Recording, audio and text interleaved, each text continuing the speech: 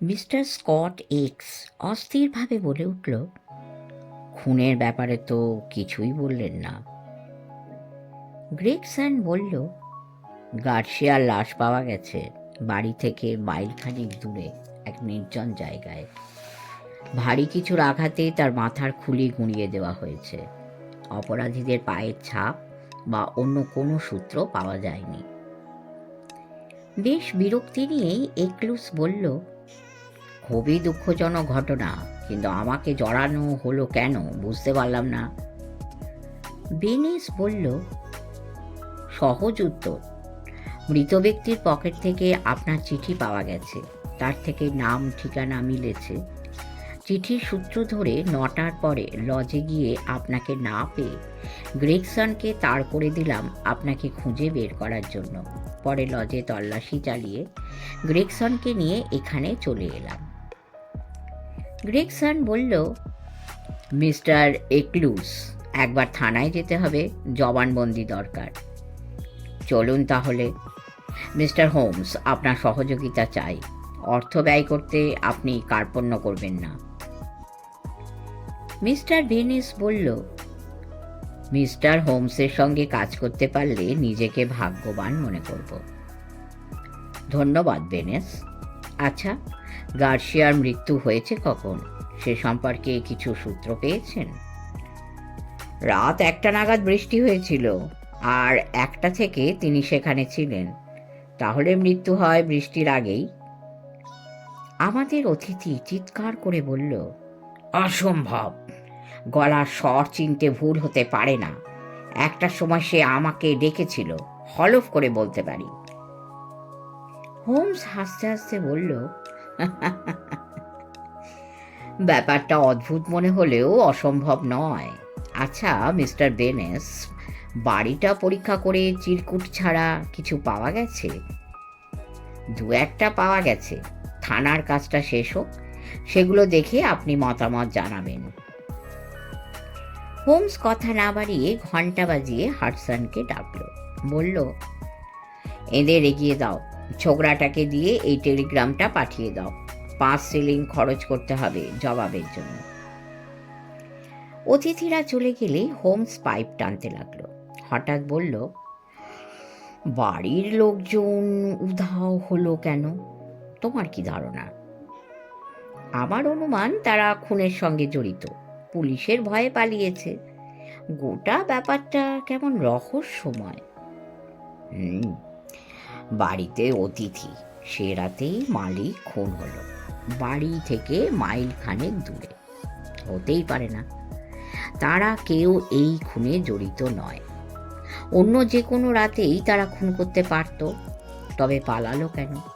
সেটা একটা রহস্য।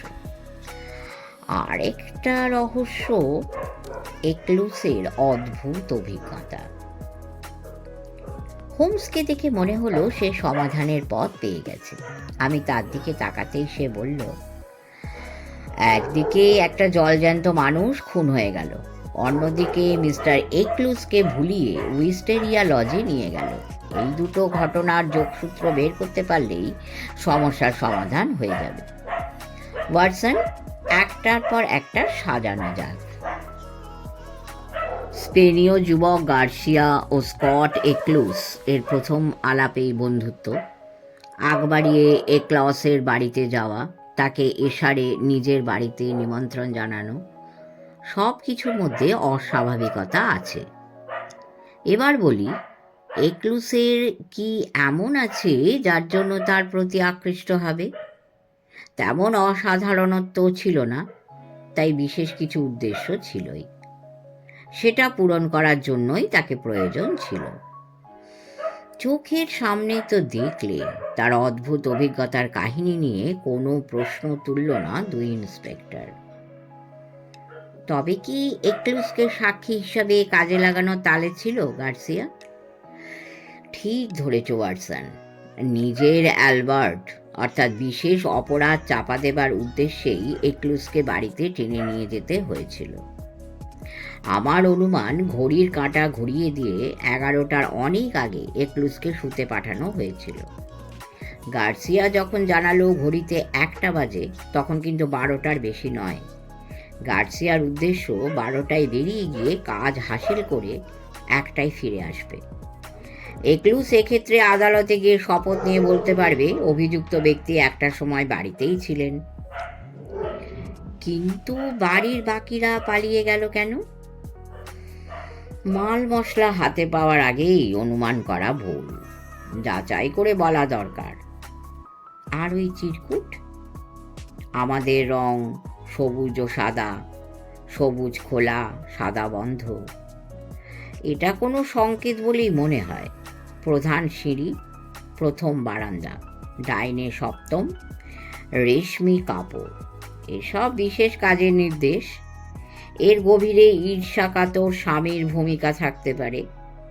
ডি নামে নির্দেশ পাঠানো হয়েছে, অভিযান সাংঘাতিক, তাই স্ত্রীলোকটি যাত্রা শুভ কথাটা লিখেছে। লোকটা স্পেনীয়, ডি এর অর্থ ডলোরেস, স্পেনে প্রচলিত মেয়েদের নাম। ওয়াটসন, তোমার যুক্তি গ্রহণীয় নয়। একজন স্পেনীয় অন্য স্পেনীয়কে স্পেনীয় ভাষায় লিখবে। চিরকুটের লেখক ইংরেজ। আমাদের এখন ধৈর্য ধরে অপেক্ষা করতে হবে। ইতিমধ্যে হোমসের টেলিগ্রামের জবাব এলো। টেলিগ্রামে অনেকগুলো নাম ও ঠিকানা লেখা। হোমস আমার দিকে তাকিয়ে বলল, টেলিগ্রামটা আমার অনেক মুশকিল আসান করে দিল। গার্সিয়া যে চিরকুট পায় সেটা নির্দেশ। তাতে বোঝা যাচ্ছে একটা বাড়ির সিঁড়ি দিয়ে উঠে বারান্দা ধরে 7ম দরজা খুঁজতে হবে। বাড়িটা যে বেশ বড় তা স্পষ্ট বোঝা যাচ্ছে। তাছাড়া উইস্টেরিয়া লজে 1 ঘন্টার মধ্যে ফিরে আসার মতো দূরত্বে রয়েছে সেই বাড়ি। অক্সফোর্ডের আশেপাশে বড় বড় বাড়ি খুব বেশি নেই। স্কট এক্লুসের উল্লেখিত দালালের কাছে টেলিগ্রাম পাঠিয়ে সেই বাড়ির তালিকা চেয়েছি। এই টেলিগ্রামেই তালিকা আছে। 6টা নাগাদ পৌঁছলাম সারে অঞ্চলের এসআর গ্রামে, সঙ্গে ইন্সপেক্টর বেনেস। মূলে মালপত্র রেখে আমরা উইস্টেরিয়া লজ পরিদর্শনে বেরোলাম। মার্চ মাসের ঠান্ডা, তার উপর অন্ধকার। অরণ্যভূমির ভেতর দিয়ে পথ চলে গেছে শোকাবহ পরিণতির দিকে। মাইল 2 হাঁটার পর উঁচু কাঠের দরজার সামনে হাজির হলাম। গাছগাছালিতে ঢাকা ঘোরানো পথ দিয়ে অন্ধকার নিচু একটা বাড়িতে ঢুকলাম। বাম দিকে জানালা দিয়ে সামান্য আলো বেরিয়ে আসছিল বাইরে। বেনেস বলল, কনস্টেবল পাহারায় আছে, আমি জানলায় টোকা দিচ্ছি। বেনেস শার্সির কাছে টোকা মারতেই কাঁচের ভেতর দিয়ে অস্পষ্ট দেখা গেল চেয়ার থেকে একটা লোক লাফিয়ে উঠল। ভয়ার্ত চিৎকার শোনা গেল। পরক্ষণেই দরজা খুলে যেতেই দেখতে পেলাম ফ্যাকাশে মুখে বেশ মোটা সোটা চেহারার মানুষটা থরথর করে কাঁপছে। ব্যাপারটা কি ওয়াল্টার্স? সে স্বস্তির নিঃশ্বাস ফেলে বলল, বাঁচালেন স্যার, আমার স্নায়ু একেবারে দুর্বল। নিস্তব্ধ বাড়ি আর সেই অদ্ভুত জীব। সন্ধ্যার কিছু আগে একটা পিশাচ এসে দাঁড়িয়েছিল জানালায়। চেয়ারে বসে বই পড়ছিলাম, চোখ তুলেই দেখতে পেলাম কাদার সঙ্গে দুধ মেশালে যে রং হয় তার দেহের রং তাই। বিশাল আকৃতি, তীক্ষ্ণ চোখ, ক্ষুধার্ত পশুর মতো সাদা দাঁত। হঠাৎ সে লাফ দিয়ে চলে গেল। আমি বাইরে বেরিয়ে ছুটলে কি হবে দেখতে পেলাম না। বেনেস তাকে তিরস্কার করতে লাগলো। হোমস পকেট থেকে লণ্ঠনটা জ্বালিয়ে ঘাসের উপর পায়ের ছাপ পরীক্ষা করে বলল, মিথ্যে বলেনি ওয়াল্টার্স, পায়ে 12 নম্বর জুতো, রীতিমতো দানব। ব্যাপারটা ততটা গুরুত্ব দিল না বেনেস। হোমসকে নিয়ে বাড়ির ভেতর ঢুকলো। মোমবাতি হাতে বেনেস এই ঘর ও ঘর আমাদের নিয়ে ঘুরল। ভাড়া করা আসবাবপত্রগুলোতে বোঝা গেল হাই হোলবর্নের মার্কস অ্যান্ড কংয়ের ছাপ মারা। আমাদের নিয়ে অবশেষে ঢুকলো রান্নাঘরে। অন্ধকার উঁচু সিলিং ঘর, এক কোণে খড় বিছানো 5 চকের বিছানা, টেবিলের উপর গত রাতের খাবারের উচ্ছিষ্ট। বেনেস বলল, মিস্টার হোমস দেখুন। তাকের পেছনে একটা অদ্ভুত বস্তুর দিকে মোমবাতিটা তুলে ধরল। বস্তুটা একটা বামনাকৃতি মানুষের চেহারার মতো, চামড়ার তৈরি। প্রথমে মনে হলো নিগ্রো শিশুর মমি, পরে মনে হলো বাঁদর। মানুষ না জানোয়ার সন্দেহ রয়েই গেল। কোমরের কাছে ঝুলছে জোড়া ঝিনুকের ফলা। খুঁটিয়ে দেখে হোমস বলল, ইন্টারেস্টিং। আর কিছু আছে? এরপর ভেনিস মোমবাতি নিয়ে এগিয়ে গেল নর্দমার কাছে। সেখানেও এক বিভৎস দৃশ্য। বড় আকারের এক পাখির শরীরে টুকরো টুকরো অংশ ও অজস্র পালক ছড়ানো। হোমস বলল, সাদা মোরগ। ভেনিস এবার চৌবাচ্চার তলা থেকে বের করলো একটা বালতি, তার মধ্যে রক্ত। একটা বারকোষ তুলে আনলো, তার মধ্যে পোড়া হাড়। ভেনিস বলল, সকালে একজন ডাক্তার আনা হয়েছিল, পরীক্ষা করে চলে গেলেন। রক্ত, হাড় কোনোটাই মানুষের নয়। আপনাকে অভিনন্দন ইন্সপেক্টর, আপনার ক্ষমতার কথা স্বীকার করছি। আমার মনে হয় মেষ শাবক বা ছাগলছানা হবে। অদ্ভুত ব্যাপার, একদল উদ্ভট মানুষ এখানে আস্তানা গেড়েছিল। তাদের মধ্যে একজন মৃত। রেহাই পাবে না, অপরাধীকে খুঁজে বের করব। সবকটা বন্দরেই কড়া পাহারা আছে। মনে হচ্ছে কিছু একটা অনুমান করেছেন। তদন্ত শেষ না করে কিছু বলবো না। আমার লাইন ধরেই আমাকে এগোতে হবে। পরে যেন বলতে পারি কারো সাহায্য ছাড়াই সমস্যার সমাধান করতে পেরেছি। ভালো কথা, আপনি আপনার পথে চলুন, আমি আমার পথে। আমার কাছ থেকে প্রয়োজনে সব রকম সাহায্য পাবেন। বিদায়। শুভেচ্ছা রইল। আমি বুঝতে পারলাম হোমসের খেলা শুরু হয়ে গেছে। যথাসময়ে সবকিছু জানতে পারব। দিনের পর দিন চলে গেল। একদিন মাত্র গেল মিউজিয়ামে। বাকি দিনগুলো কাটতে লাগলো নির্জন ভ্রমণে, গ্রামের লোকেদের সঙ্গে আলাপচারিতায়। একদিন বলল, দিন সাদেক এখানে কাটলে তোমার উপকার হবে। প্রাকৃতিক দৃশ্য এক কথায় মনোরম। একটা খন্তা, টিনের একটা বাক্স ও উদ্ভিদবিদ্যার প্রাথমিক একখানা বই, ব্যাস এই হলেই চলবে। সত্যি হোমস সে কাজেই মন দিল। এভাবেই দিন কাটতে লাগলো। মাঝে মাঝে ভেনিসের সঙ্গে দেখা হতো। দিন 5 ধরে কাগজে একটা খবর বেরোলো, বড় বড় অক্ষরে লেখা, অক্সফোর্ড রহস্য সমাধান, আততায়ী গ্রেপ্তার। শিরোনামটা পড়তেই হোমস চিৎকার করে বলল, তবে কি ভেনিস তাকে ধরতে পেরেছে? আমি রিপোর্টটা পড়তে লাগলাম। অক্সফোর্ড হত্যাকাণ্ডের ব্যাপারে একজনকে গ্রেপ্তার করা হয়েছে। খুনের রাতে বাড়ির চাকর ও পাচক পালিয়ে যাওয়ায় তারা এই ঘটনায় জড়িত বলে সন্দেহ করা হয়েছিল। প্রচুর ধনসম্পত্তি হাতিয়ে নেওয়াই ছিল প্রধান কারণ। ইন্সপেক্টর ভেনিস ফেরিওয়ালাদের কাছে জানতে পেরেছিল পাচক ছিল দীর্ঘদেহী ভীষণ আকৃতির কাফরি। সেই রাতেই সে উইস্টেরিয়া লজে এসেছিল। পাহারারত কনস্টেবল তাকে তাড়া করেছিল। ভেনিস বুঝতে পেরে ফাঁদ পেতে বাড়ির পাশের জঙ্গলে লোক মোতায়েন করেছিল। শেষে সেই ফাঁদেই পা দিয়ে ধরা পড়ল অপরাধী। প্রতিবেদনটা শেষ হতেই টুপি হাতে হোমস উঠে দাঁড়িয়ে বলল, চলো ভেনিসের সঙ্গে দেখা করি। রওনা হওয়ার আগেই তাকে ধরা দরকার। দুজনেই ছুটলাম গাঁয়ের পথে। বাড়ি থেকে বেরোনোর আগেই ধরলাম ভেনিসকে। হোমস বলল, ভেনিস, কাগজ পড়েই ছুটে এলাম, তুমি ভুল পথে চলেছ, আর এগিয়েও না। মিস্টার হোমস, আমার কাজ আমাকে করতে দিন। এটাই তো কথা ছিল। ঠিক আছে, পরে দোষ দিও না। মিস্টার হোমস, আমার নিজের কাজের পদ্ধতি আছে, সেভাবেই চলব। তবে সব খবর আপনি পাবেন। অসভ্য লোকটা একেবারে বর্বর, যেমন শক্তি তেমনি হিংস্র।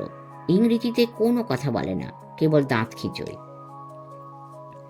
সেই যে তার মালিককে খুন করেছে, সেরম কোনো প্রমাণ আছে?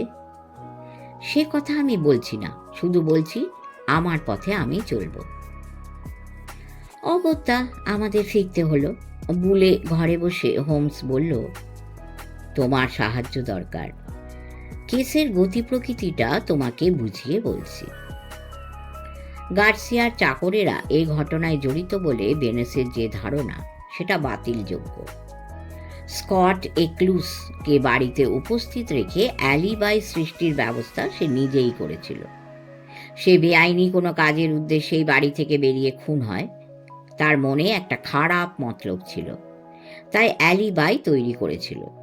এবার খুঁজে বের করতে হবে চাকর বাকরদের উধাও হবার কি কারণ। তারাও কি ছিল অপরাধের ভাগীদার? তবে তারা সে বিষয়ে জানত না। পরিকল্পনা ছিল সে কাজ শেষ করে নির্দিষ্ট সময়ের মধ্যে ফিরবে। যদি তাকে সন্দেহ করা হয় তখন শপথ করে বলবে ঘটনার সময় সে বাড়িতে ছিল। আর যদি গার্সিয়া নির্দিষ্ট সময় ফিরে না আসে তাহলে ধরে নিতে হবে সে মারা গেছে। সেরকম হলে বাকি দুজন সাগরেদ পূর্ব নির্ধারিত জায়গায় আত্মগোপন করে থাকবে, পরে অসমাপ্ত কাজটা নিজেরাই শেষ করবে। দুর্বোধ্য জটটা খুলে যেতে লাগলো। আমি বললাম, পাচকটা ফিরে এসেছিল কেন?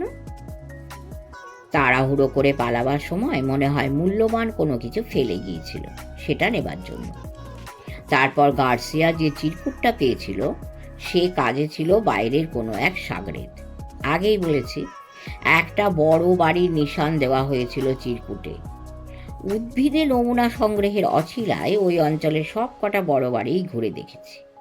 বাসিন্দাদের পারিবারিক ইতিহাস সংগ্রহ করেছি, যেগুলোর মধ্যে একটা বাড়ি আমার দৃষ্টি আকর্ষণ করছে বারবার। হাই গেবলের বিখ্যাত প্রাচীন খামার বাড়ি। সেটা অক্সফোর্ড থেকে মাইলটাক দূরে, ঘটনাস্থল ৮ মাইল। ওই বাড়ির মিস্টার হেন্ডারসন বিচিত্র মানুষ, তাই বিচিত্র অভিযান তার পক্ষেই সম্ভব। তাই চোখে চোখে রাখলাম। একটা অজুহাত নিয়ে বাড়িতে ঢুকে তার সঙ্গে দেখা করলাম। আমার উদ্দেশ্যটা মনে হয় সে ধরে ফেলেছিল। বয়স বছর ৫০, মজবুত গঠন, কর্মক্ষম, কালো ভুরু, ধূসর চুল, চাল চলনে হিসেবি, সাদা মুখের অন্তরালে দুরন্ত মন। মনে হয় বিদেশি, নয়তো দীর্ঘকাল গরমের দেশে কাটিয়েছেন। তার একান্ত সচিবের নাম মিস্টার লুকাস। দেখেই বলে দেওয়া যায় সে বিদেশি। বাদামি রং, ধূর্ত তবে মার্জিত, পালিশ করা কথাবার্তা। একটা ব্যাপার লক্ষ্য করো, রহস্যের দুদিকে দুটো বাড়ি, একদিকে উইস্টেরিয়া লজ, অপরদিকে হাই গেবল। দুই বাড়িতেই দুদল বিদেশি সাক্ষাৎ পেয়েছি। এরা দুজন বাদেও আর একজন মানুষ আছে, তার গুরুত্ব কোনো অংশে কম নয়। হেন্ডারসনের 2 মেয়ে, একজনের বয়স 13, অন্যজনের 11। তাদের গভর্নেস মিস বার্নেট, জাতে ইংরেজ, বয়স 40-এর কাছাকাছি। এছাড়া রয়েছে বিশ্বস্ত এক চাকর। হেন্ডারসন একজন পর্যটক। 4 জনই একসঙ্গে ঘুরে বেড়ায়। বছরখানেক বাইরে কাটিয়ে দিন 7 আগে হাই গেবলে ফিরে এসেছে। অর্থবান মানুষ, খেয়াল চরিতার্থের জন্য অর্থ ব্যয় করতে তার জুড়ি নেই। বাড়িতে ঝি, দারোয়ান, চাকর, চাকরানির অভাব নেই। স্থানীয় লোকজনের কাছে খোঁজ খবর নিতে গিয়ে কর্মচ্যুত কোনো চাকরের খোঁজ নিতে লাগলাম। কপাল গুনে পেয়েও গেলাম। লোকটার নাম জন ওয়ার্নার। আগে হাই গেবলে মালির কাজ করত। কোনো ব্যাপারে রেগে গিয়ে মালিক তাকে বরখাস্ত করে। বাড়ির চাকর বাকরদের সঙ্গে তার ভালো সম্পর্ক, মনিবের উপর তার ভীষণ রাগ। সে কারণেই আমার শ্রম সার্থক হলো। বাড়িটার দুটো অংশ। একদিকের অংশে থাকে পরিবারের লোকজন, অপর অংশে চাকর বাকররা। 2 অংশের মধ্যে যাতায়াতের একটাই দরজা। হেন্ডারসনের খাস চাকর ছাড়া কেউ যাতায়াত করে না। গভর্নেস মেয়েদের নিয়ে বাগানেই ঘোরাফেরা করেন। হেন্ডারসন কখনো একা হাঁটে না। সেক্রেটারি একেবারে ছায়া সঙ্গী। ওয়ার্নারের ধারণা ভদ্রলোক এমন কাজ করেছে যার জন্য সব সময় আতঙ্কে সিঁটিয়ে থাকে। সে বিষয়ে কারো কোনো ধারণা নেই। হেন্ডারসন ভীষণ হিংস্র, চাবুক কষাতে পিছপা হয় না। ওয়াটসন, আমার ধারণা চিরকুটটা এসেছিল এই অদ্ভুত বাড়ি থেকে। চিঠিটা লেখার মতো এ বাড়িতে একজনই আছে, গভর্নেস মিস বার্নেট। লিখেছে বার্নেট, এই ধারণাটাকে সামনে রেখে দেখা যায়। সে যদি চিরকুট লিখেই থাকে তাহলে সে গার্সিয়ার বন্ধু ও সহযোগী। গার্সিয়ার মৃত্যু সংবাদ শোনার পর বার্নেটের মনে প্রতিহিংসা জ্বালা থাকবে, বদলা নেবার চেষ্টা করবে। তাই তার সঙ্গে দেখা করার জন্য উঠে পড়ে লাগলাম। তাকে পাওয়া গেল না, সেই রাত থেকেই সে উধাও। আমার অনুমান বাড়িতেই কোনো গুপ্ত ঘরে তাকে আটকে রাখা হয়েছে, নয় তাকেও মেরে ফেলা হয়েছে। মিসেস বার্নেটকে না পেলে মামলার রহস্য উদ্ঘাটন হবে না, তাই ওয়ার্নারকে পাহারায় রেখে বাড়িটা খোঁজাই এখন আমার আসল কাজ। তুমি কি করতে চাও? আমি মিস বার্নেটের ঘর চিনি। বাহির বাড়ির ছাদ থেকে সে ঘরে যাওয়া যায়। আজ রাতে তুমি সেখানে হানা দেবে। ভয়ঙ্কর ঘাঁটিতে ঢোকার বিপদ আছে জেনেও হোমসের পরিকল্পনায় বাধা দিলাম না। আমাদের নৈশ দুঃসাহসিক অভিযানের পরিকল্পনা পাকা হলে কি হবে, বাতিলও হয়ে গেল। 5টা নাগাদ একটা লোক ছুটতে ছুটতে ঘরে ঢুকে বলল, মিস্টার হোমস, সবাই পালিয়েছে। ভদ্রমহিলাকে নিয়ে যেতে পারেনি, তাকে গাড়িতে বসিয়ে রেখে এসেছি। হোমস চিৎকার করে বলে উঠল, সাবাস ওয়ার্নার, চলো চলো। গাড়িতে বসে ধুঁকছিল এক শীর্ণকায় মহিলা। মাথাটা বুকের উপর ঝুলে পড়ছিল। কোনো মতে চোখ তুলে তাকালো। চোখে তারা বিন্দুর মতো হয়ে আসছিল। বোঝা গেল তাকে আফিম খাওয়ানো হয়েছে।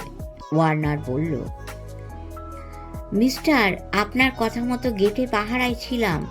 বাড়ির ভিতর থেকে গাড়ি বেরোতেই পিছু নিয়ে স্টেশনে পৌঁছলাম। মিস একেবারে বেহুশ ছিল, হাঁটার শক্তিও ছিল না।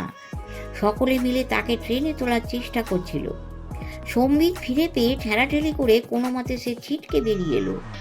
তাকে গাড়িতে করে আমি নিয়ে এলাম। তাকে সোফায় এনে শোয়ানো হলো। পরপর 2 কাপ কফি খেতেই আফিমের ঘোরটা কেটে গেল।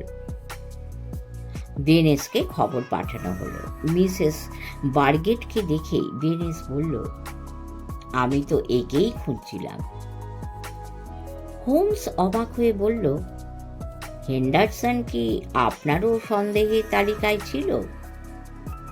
কেবল সন্দেহ নয়, তাকে ফাঁদে ফেলতে চেয়েছিলাম। মিস্টার হোমস, আপনি যখন হাই গেবেলের ঝোপের মধ্যে হামাগুড়ি দিচ্ছিলেন, আমি তখন গাছের মাথায় চড়ে আপনাকে দেখছিলাম। তাহলে পাচককে গ্রেপ্তার করলে কেন? হেন্ডারসন নামটা নকল জানবার পরই পাচককে গ্রেপ্তার করেছিলাম, যাতে সে বুঝতে পারে তার উপর থেকে আমাদের নজর সরে গেছে। কারণ সে জানতে পেরেছিল তাকে সন্দেহ করা হচ্ছে। বেনেসের কাঁধে হাত রেখে হোমস বলল, তুমি চাকরিতে অনেক ওপরে উঠবে। হোমসের প্রশংসায় অভিভূত বেনেস বলল, গত 7 দিন ধরে স্টেশনে সাদা পোশাকের পুলিশ ছড়িয়ে রেখেছিলাম। হেন্ডারসনের পরিবার যেখানেই যাক না কেন নজরে পড়বেই। মিস বার্নেটকে আপনার লোক তুলে এনেছে, ভালোই হয়েছে। বার্নেটের সাক্ষ্য ছাড়া তো কাউকে গ্রেপ্তার করা যাবে না। হোমস জানতে চাইল, হেন্ডারসন আসলে কে? সে আসলে ডন সুরিলো। আগে তাকে বলা হতো সান পেড্রোর বাঘ। নামটা শুনে চমকে উঠলাম। লোকটার অতীত ইতিহাস মনে পড়ে গেল। সে ছিল রক্তচোষা অত্যাচারী শাসক। আমেরিকার সান পেড্রোর অসহায় মানুষগুলোকে 1 যুগ ধরে অত্যাচার করেছিল। সে ছিল নির্ভীক, শক্তিমান, উদ্যমশীল এক নায়ক। অত্যাচারিতরা একসময় জেগে উঠল, একত্র হয়ে রুখে দাঁড়ালো। তার দিন ফুরিয়ে আসছে জানতে পেরে জাহাজে করে সব সম্পদ পাচার করে দিল। সরে পড়ল অত্যাচারী এই শাসক। 2 মেয়ে ও সেক্রেটারিকে সঙ্গে নিয়ে সেই থেকে হারিয়ে গেল নামটা। বেনেস আবার বলল, সান পেড্রোর রং হলো সবুজ আর সাদা। চিরকুটে যা লেখা ছিল, ছদ্মনামে সে 1886 সালে জাহাজ ভিড়িয়েছিল প্যারিস, বোস, মাদ্রিদ ও বার্সিলোনায়। প্রতিহিংসা চরিতার্থ করার জন্য বিদ্রোহীরা তাকে সর্বত্র ধাওয়া করেছিল। এমনকি এখানে এসে সে রেহাই পায়নি। মিস বার্নেট সুস্থ হয়ে সব কথা শুনছিলেন। একসময় সেও মুখ খুলল। হ্যাঁ, গত বছর তারা খোঁজ পায়। ইতিমধ্যেই তার প্রাণনাশের চেষ্টা করা হয়েছে। অশুভ শক্তি তাকে বাঁচিয়ে দিয়েছে।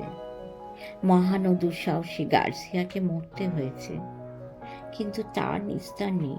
তাকে মরতেই হবে। একজন গেছে, আর একজন আসবে। হোমস বলল, আপনি ইংরেজ মেয়ে, এসবের মধ্যে কেন? ন্যায় বিচার পাওয়ার আর অন্য কোনো পথ নেই বলে।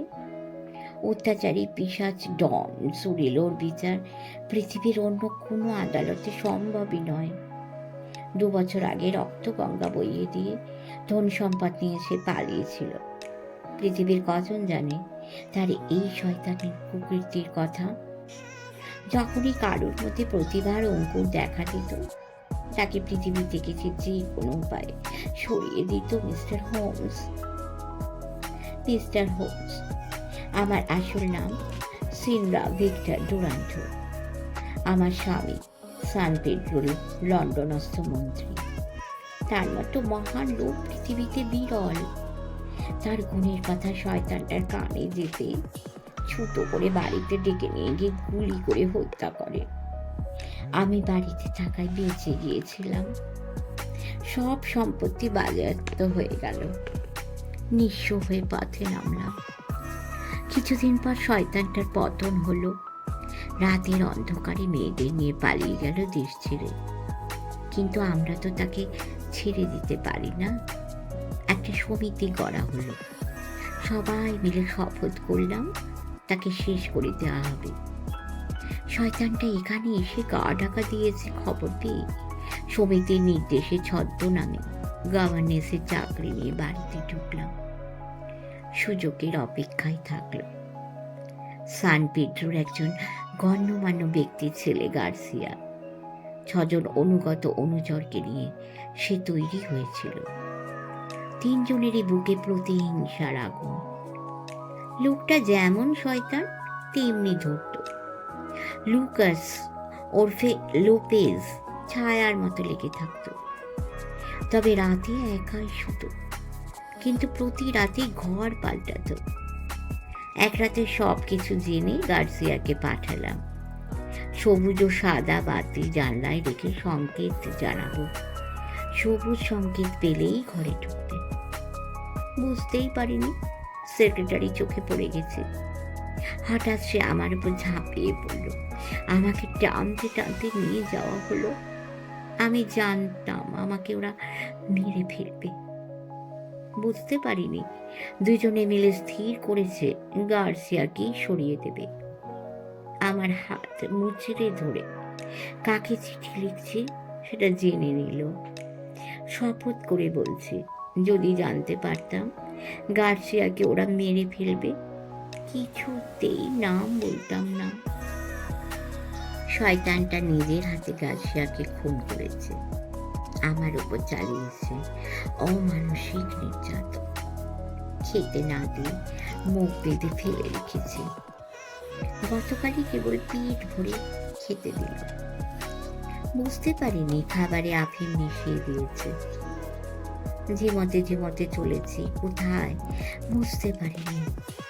যখন আমাকে জোর করে ট্রেনে তুলতে গেল, হঠাৎ হুঁশ ফিরে এলো। কোনো মতে ঠেলে ঠুলে বাইরে বেরিয়ে এলাম।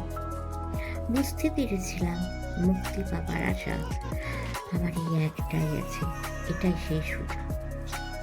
তারপর এই ভদ্রলোক আমাকে এখানে নিয়ে এলো। আমি এখন নিশ্চিন্ত।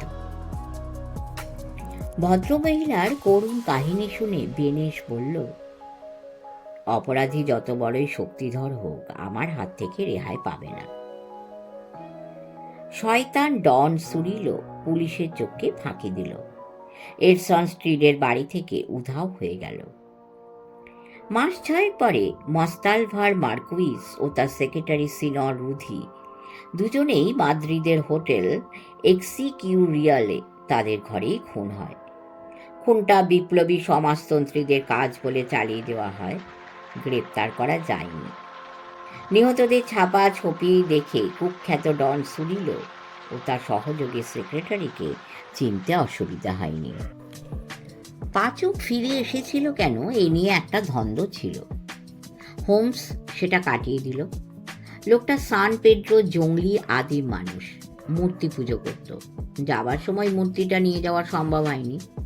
পরের দিন বাধ্য হয়েই ফিরে এসেছিল সেটা নিতে। টার্নারকে দেখে পালিয়েছিল। বেনিস বুদ্ধিমান, বুঝতে পেরেছিল সে ফিরে আসবে। সে ধরা পড়েছিল। পাখির দেহ ও পালকগুলোর ব্যাপারে সে ব্রিটিশ মিউজিয়ামে গিয়ে পড়াশোনা করে বুঝেছিল কাফরিদের ডাকিনী বিদ্যার কথা। ওই বিদ্যার প্রধান অঙ্গ বলি, কিছু না হলেও অন্তত সাদা মোড়ক জ্যান্ত ছিঁড়ে দিতে হবে। শেষ হলো একটি হোমস কাহিনী। আশা করি আপনাদের ভালো লেগেছে। এরপরে আবার দেব অন্য একটি হোমস কাহিনী। ততদিন ভালো থাকবেন। মঙ্গলময়ের ইচ্ছায় সকলে সুখে শান্তিতে দিন কাটান। সাবস্ক্রাইব করুন, লাইক করুন এবং আমাদের চ্যানেলটি শেয়ার করে বিভিন্ন জনের মধ্যে ছড়িয়ে দিন। নমস্কার।